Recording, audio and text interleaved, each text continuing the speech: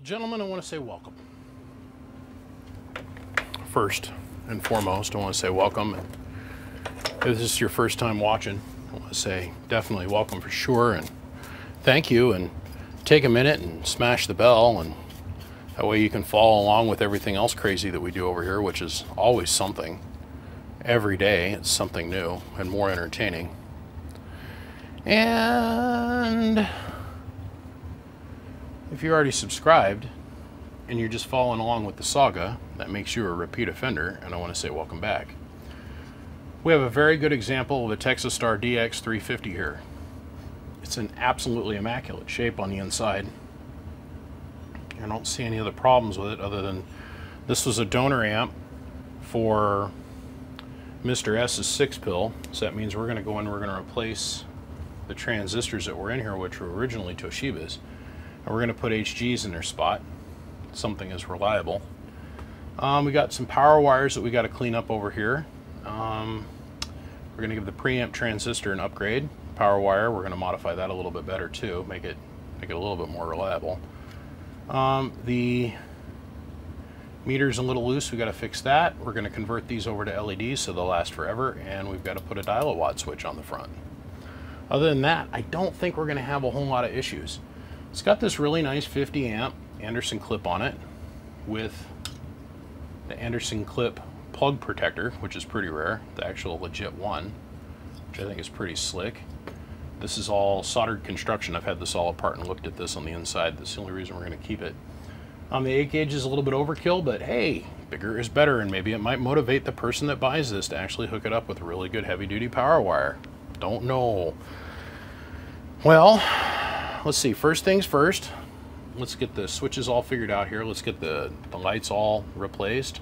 Let's get the switch faces all done up right.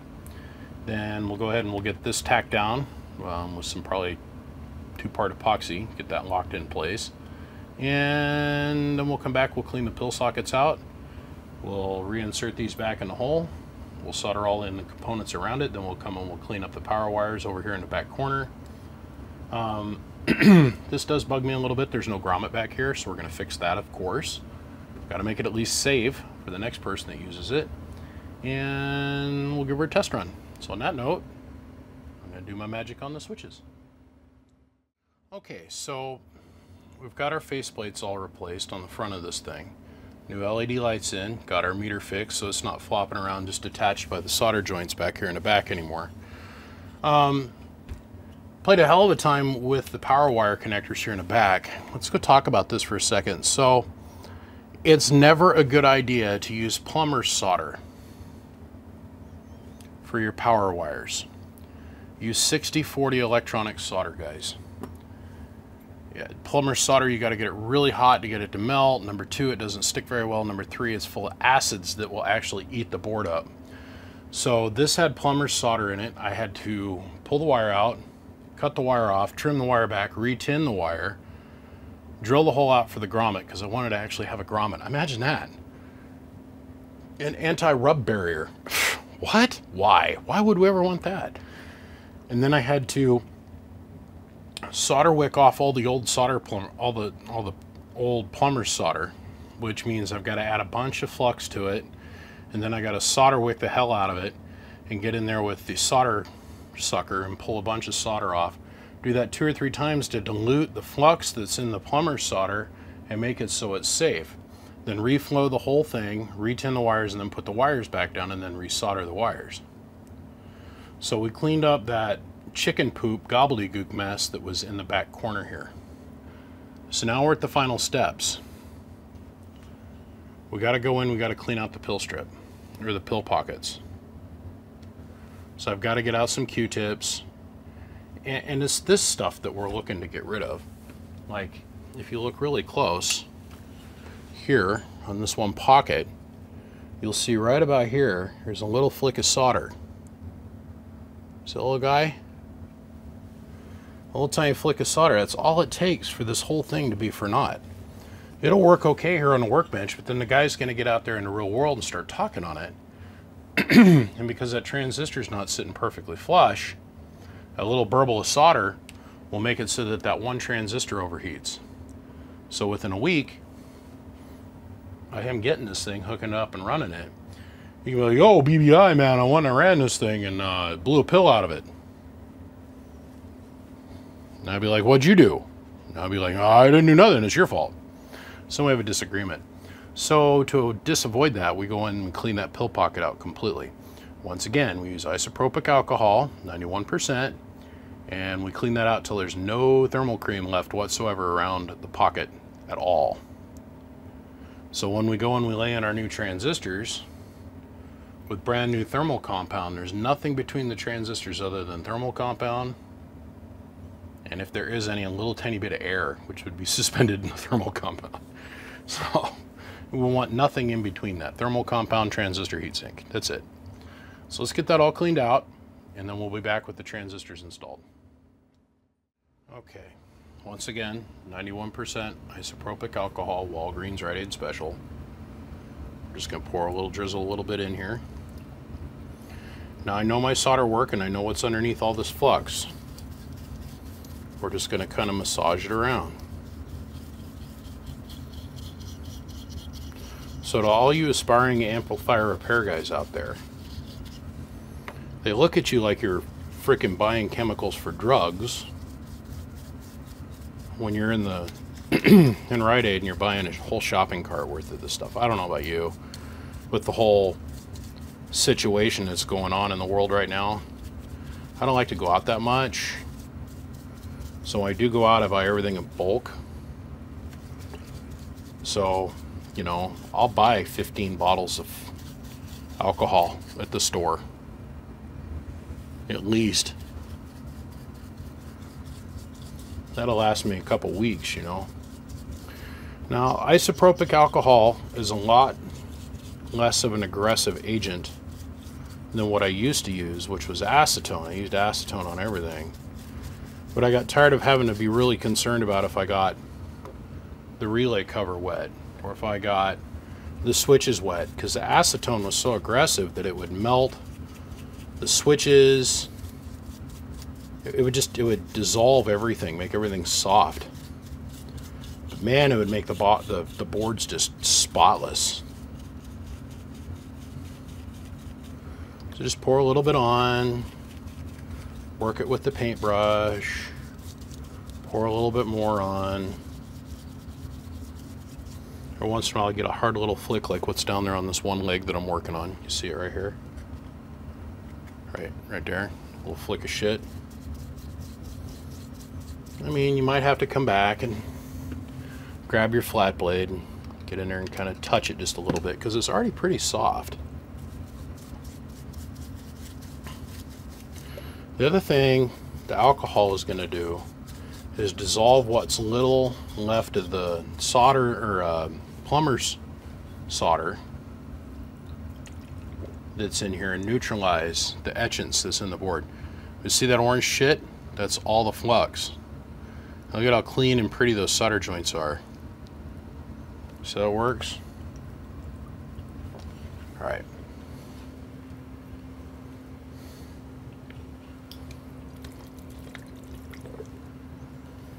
Give it a good wash.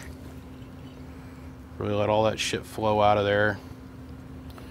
I want to try and keep it away from the face. You want to try and keep it from getting down inside the meter on the face. Because you got to remember, it's going to carry out all the flux with it. So if it runs up inside the meter or out over the face, you're going to be cleaning the flux off the face. You're creating more work for yourself. So, okay, like I said in the previous segment, now this is where we get out our air blower and very lightly blow this out. We're helping speed along the drying process because remember, at 91%, we are a little bit flammable, and we don't want to go and put this thing into operation being all full of flammable fluid. So give me just a second, we'll cut away and we'll be back. You know how long I thought that these little glass tubes were diodes? I mean, like most of my adult life, until I really got into repairing and learning shit and actually understanding what I was looking at most of the time. I honestly thought that those were diodes for a long, long, long time. But they are not. These are actual capacitors. Which is kind of cool. They're little vacuum capacitors.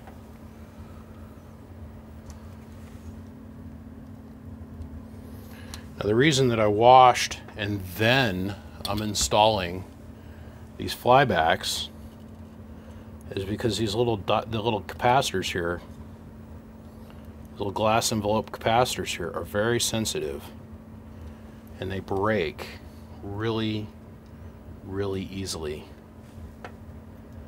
I mean, I can remember where I was standing, what I was doing, and what I was working on. It was right here at this bench, and I was working on a Texas Star Sweet 16. And I was looking at the data sheet, and I was looking at a schematic, and my brain went, oh, wait a minute, that's the symbol for a capacitor. And I actually bothered to look up the value on the component list. I was on the old CB Tricks webpage, and I went, I'll be damned. It's a little tiny vacuum capacitor. It's like so cool. So cool.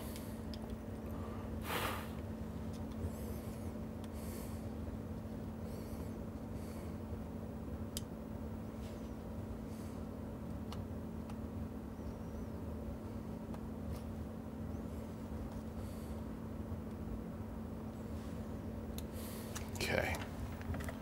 Let's clean our solder tip.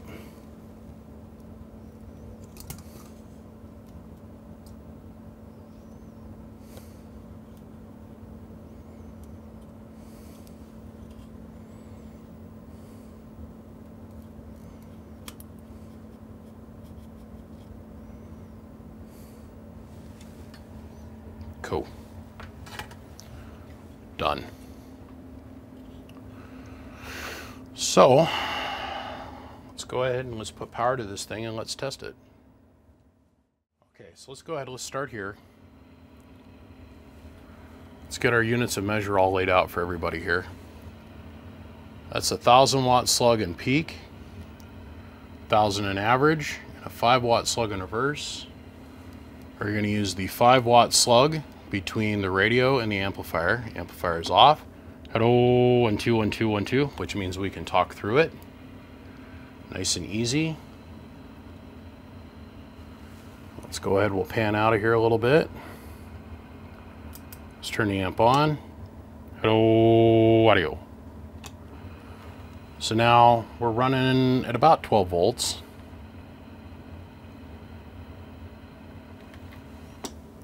Hello, 1 2. Hello, 1 2. About 300 watts. Here's our input tune. Hello, 1 2. Hello, 1 2. Hello, 1 2. No radio in the world would be mad at that. It'll be happy. So let's go ahead and we're going to pan way out now that we've got somewhat of an idea of what that meter's doing over there. Let's test our preamp. Just working good. We're going to bring our dial-a-watt into play. Let's run our dead key up here a little bit. Dial-a-watt's working nice and smooth. Hello.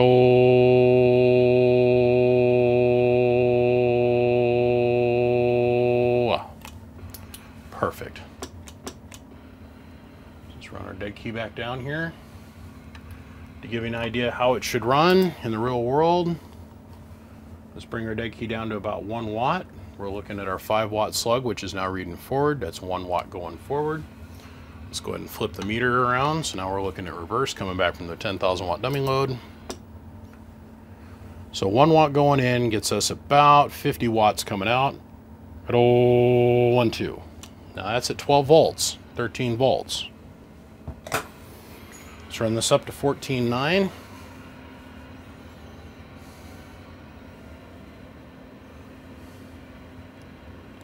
Hello, audio. Here's almost 400 with 20 watts of drive. Hello,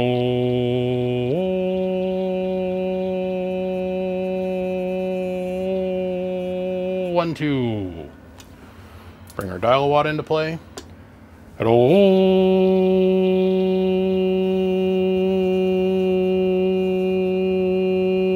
1, 2. Perfect. Perfect. Perfect. Couldn't be happier. That is what we're shooting for every single time.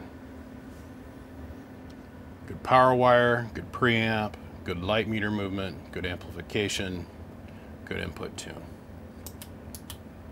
Let's go ahead and let's get a 10 on this thing. Now, for whoever the future owner of this gem is, I strongly suggest that before it leaves here, you say, hey, BBI, help me out. Hook me up. Put a fan on here. Fans cost $15, 20 bucks. What's $20 versus the life of this amp? We put a 120 millimeter fan on this end of the heatsink. It blows air out the sides. We flip the labels over. These are just nothing but plastic caps. We flip them over so the amp can sit like this the rest of its life. It's got cool air going across it. It gives you almost unlimited operation time. You just strip the heat out of it. Maybe you don't want that. Maybe you want to do it yourself. I don't know.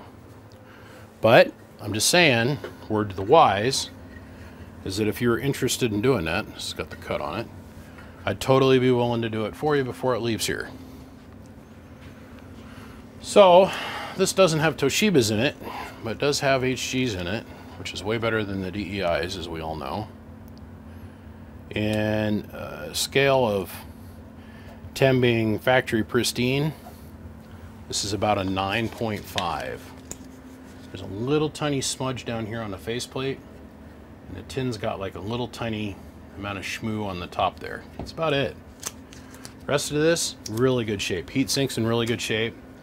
This comes from a non-smoking environment. We know that because the heat sink fins, this anodization has a tendency to suck up cigarette smoke like a sponge. It's unbelievable.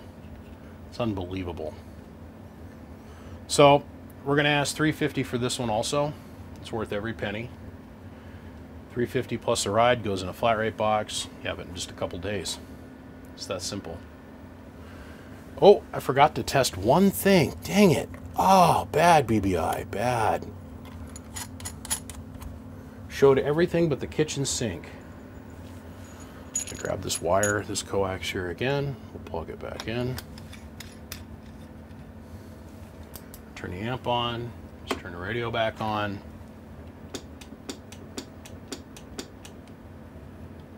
Flip on the sideband delay.